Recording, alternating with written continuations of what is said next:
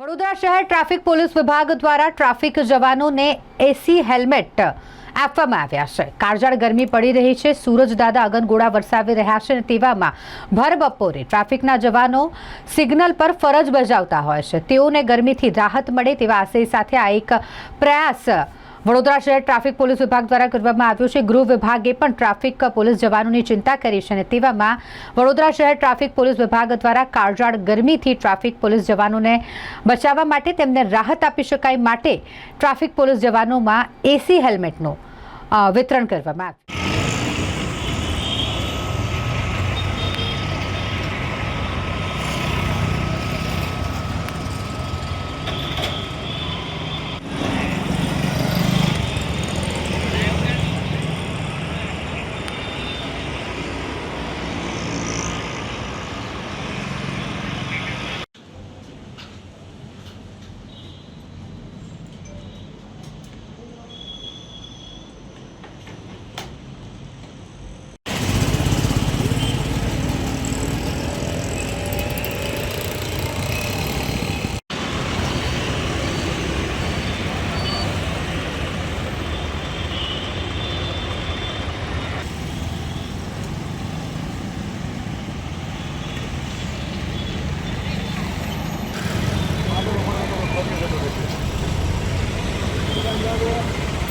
એસી helmet છે જેમાં અહીંયાથી વિન્ડ છે, અહીંયાથી પવન આવે, જેના વિન્ડ છે આઉટલેટ, ત્યાંથી પવન આવે એટલે એને ઠંડક રહે અને એની જે ચેનલ છે કંટ્રોલ ચેનલ અહીંયા છે।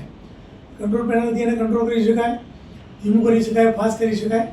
કદાચ અવાજ વધારે લાગતો હોય કોઈને તો એ આ પેનલથી થાય અને એનો આ જે વાયર છે એનો વાયર અહીંયાની જે બેટરી છે બેટરી જોડે કનેક્ટ કરવામાં આવે અને આ બેટરી લગભગ 8 કલાક જેવું ચાલે।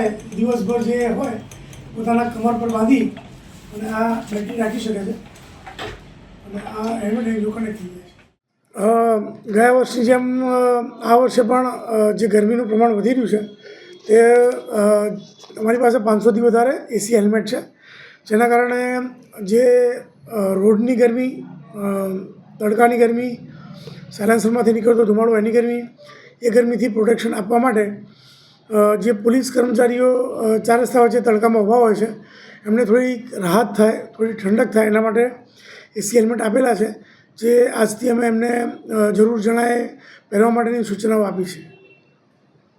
સર, કેટલી રાહત મળશે આ ગરમીમાં, કાળઝાળ ગરમીમાં ટ્રાફિક?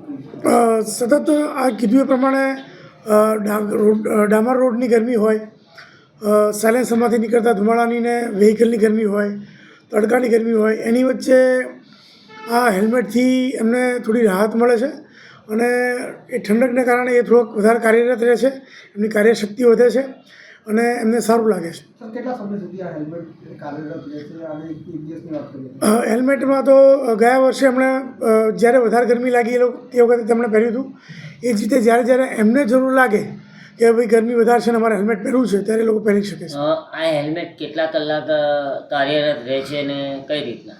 એમાં ચાર્જિંગ બેટરી હોય છે, એમાં 8 કલાક સુધી એ લોકો એને ચાલુ રાખી શકે છે, પરંતુ સમયાંતરે એ લોકો પોતાની જરૂરિયાત મુજબ એનો વપરાશ કરે છે। નમસ્કાર દર્શક મિત્રો, અત્યારે સ્પાર્ક ટુડે ન્યૂઝની ટીમ સયાજીગંજ વિસ્તારમાં આવી પહોંચી છે અને એક તરફ જે કાળઝાળ ગરમી છે તે પડી રહી છે અને જેને લઈને જે અત્યારે ટ્રાફિક પોલીસ દ્વારા જે જવાનો છે જે ટ્રાફિક મેનેજમેન્ટ કરે છે તેઓને અત્યારે જે હેલ્મેટ છે તે આપવામાં આવ્યું છે। આ જે હેલ્મેટ છે તે તેઓને ક્યાંક ને ક્યાંક જે ગરમીમાં રાહત આપી શકે તેવા પ્રકારનું જે હેલ્મેટ છે તે તેઓને આપવામાં આવ્યું છે। વડોદરા ટ્રાફિક પોલીસ દ્વારા અત્યારે જે એક નવો પ્રયોગ છે તે કરવામાં આવ્યો છે અને જે વડોદરા શહેરમાં ટ્રાફિક વ્યવસ્થાની જે સ્થિતિ જાળવી રાખવા માટે જે હર હંમેશા જે પોલીસ જવાનો છે, ટ્રાફિક પોલીસ જવાનો છે, તેઓ જે આ તડકામાં અવિરત જે સેવા છે તે આપી રહ્યા છે, તેઓને ગરમીથી રાહત મળે તેવા હેતુથી જે ટ્રાફિક પોલીસ દ્વારા અત્યારે નવતર પ્રયોગ છે તે કરવામાં આવ્યો છે। જે ટ્રાફિક જવાન છે તેઓએ માથા પર હેલ્મેટ પહેર્યું છે અને આ જે હેલ્મેટ છે તેમાંથી જે ઠંડી હવા છે